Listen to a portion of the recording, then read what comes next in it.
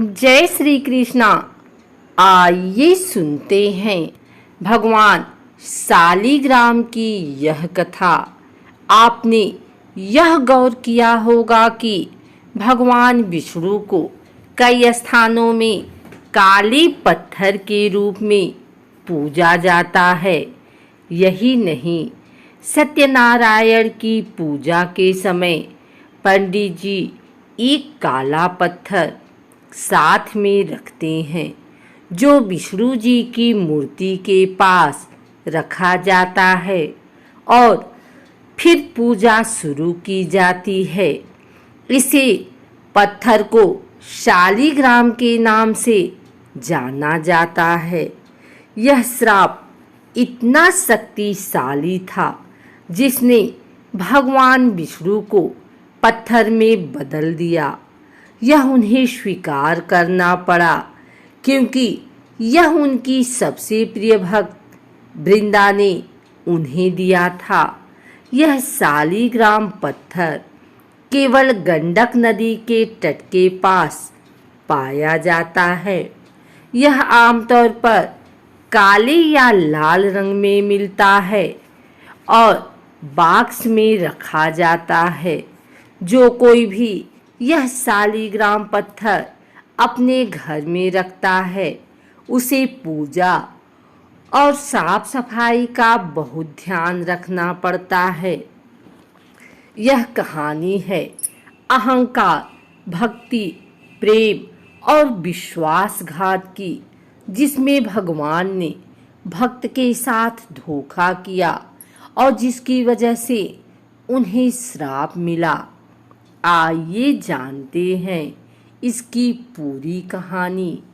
एक समय जालंधर नाम का एक पराक्रमी असुर था, जो शिव की तीसरी आंख से उत्पन्न हुआ था।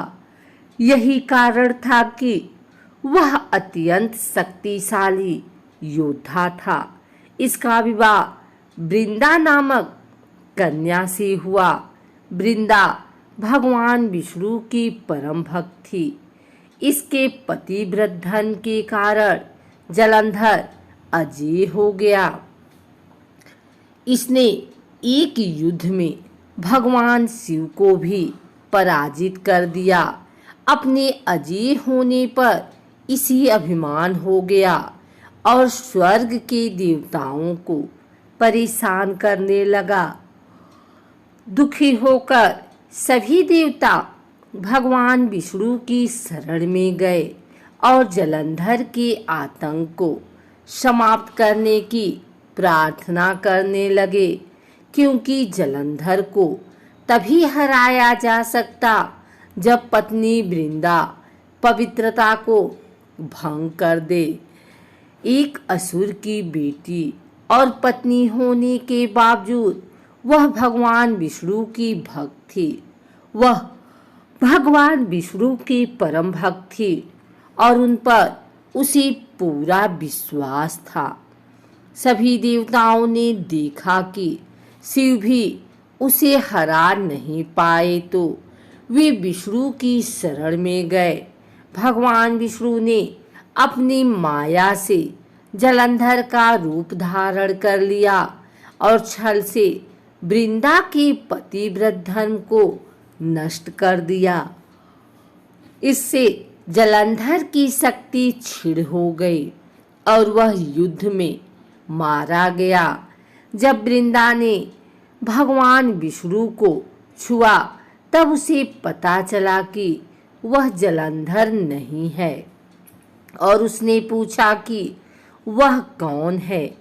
जब वृंदा को भगवान विष्णु के छल का पता चला, तो उसने भगवान विष्णु को पत्थर का बना जाने का श्राप दे दिया। भगवान विष्णु वृंदा के साथ हुए छल के कारण लज्जित थे, इसलिए वृंदा के श्राप को जीवित रखने के लिए उन्होंने अपना एक रूप पत्थर रूप में प्रकट किया, जो शालिग्राम कहलाया। भगवान विष्णु ने वृंदा से कहा कि तुम अगले जन्म में तुलसी के रूप में प्रकट होगी और लक्ष्मी से भी अधिक मेरी प्रिय रहोगी। तुम्हारा स्थान मेरे शीश पर होगा। मैं तुम्हारे बिना भोजन ग्रहण नहीं करूँगा। यही कारण है कि भगवान विष्णु के प्रसाद में तुलसी अवश्य रखा जाता है। बिना तुलसी के अर्पित किया गया प्रसाद भगवान विष्णु स्वीकार नहीं करते। वृंदा की राख से तुलसी का पौधा निकला। वृंदा की मर्यादा और पवित्रता को बनाए रखने के लिए देवताओं ने भगवान विष्णु के शालिग्राम रूप का विवाह तुलसी से कराया। इसी घटना को याद रखने के लिए हर वर्ष कार्तिक शुक्ल एकादशी यानी देव प्रबोधनी एकादशी के दिन तुलसी का विवाह शालिग्राम के साथ कराया जाता है। एक और कथा के अनुसार एक बुढ़िया थी। उसने शालिग्राम जी की सेवा की थी। कार्तिक मास में वो पुष्कर स्नान का विचार कर पड़ोसन से बोली, मैं पुष्कर जा रही हूँ, तू मेरे शालिग्राम जी को अपने पास रख ले। पड़ोसन बोली, मुझे सेवा पूजा नहीं आती, बताओ कैसे कर दूंगी।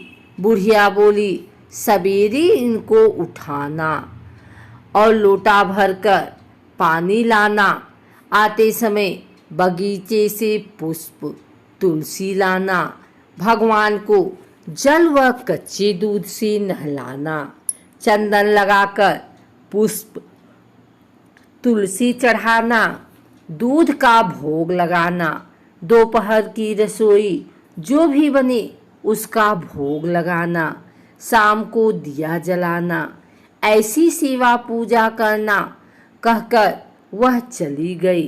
पड़ोसन ने बुढ़िया के कहे अनुसार किया, पर भगवान की थाली से भगवान जीमते ही नहीं, दूध पिया ही नहीं।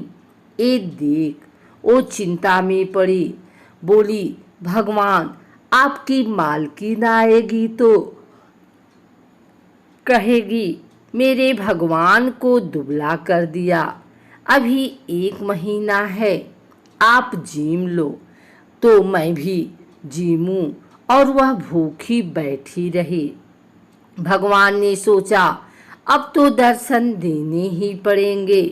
छोटा सा मोर मुकुट पीतांबरधारी रूप लेकर पाटे पर बैठ गए। दूध पी लिया, जीम लिया, रोज ऐसा ही होता रहा। एक दिन भगवान ने कहा, मैं गाय चरा लाऊं? तो पड़ोसन बोली, थोड़े दिन तो रहोगे, क्यों जाते हो? पर भगवान माने नहीं। हाथ में सोने की लाठी, कंधे पर हीरे मोती का पीतांबर डाल गाय चराने जाते। महीना बीता, बुढ़िया घर आई। स्नान ध्यान से निमटकर सोचा शालिग्राम जी को ले आऊं। पड़ोसन ले गई है। पड़ोसन से बोली, शालिग्राम जी शाम को आएंगे, तब ले जाना। बुढ़िया शालिग्राम जी के लिए जिद करने लगी और झगड़ा हो गया। लोग इकट्ठे हो गए तो पड़ोसन बोली, बुढ़िया को समझाओ, 1 महीना निकाला जैसे, शाम तक और सब्र करे। बुढ़िया धरना देकर बैठ गई। शाम पड़े, भगवान आए। गाय उनकी जगह छोड़ भगवान मंदिर में विराज गए। पड़ोसन बोली, ले जाओ तुम्हारे भगवान। और भगवान से बोली, भगवान बुढ़ी को भी रूप दिखा दो, नहीं तो मेरे प्रति ये अविश्वास कर रही है। भगवान ने मोर मुकुट पीतांबर भर हाथ में सोने की लाठी लेकर बुढ़िया को दर्शन दिया। भगवान ने भोले भक्तों को दर्शन दिया।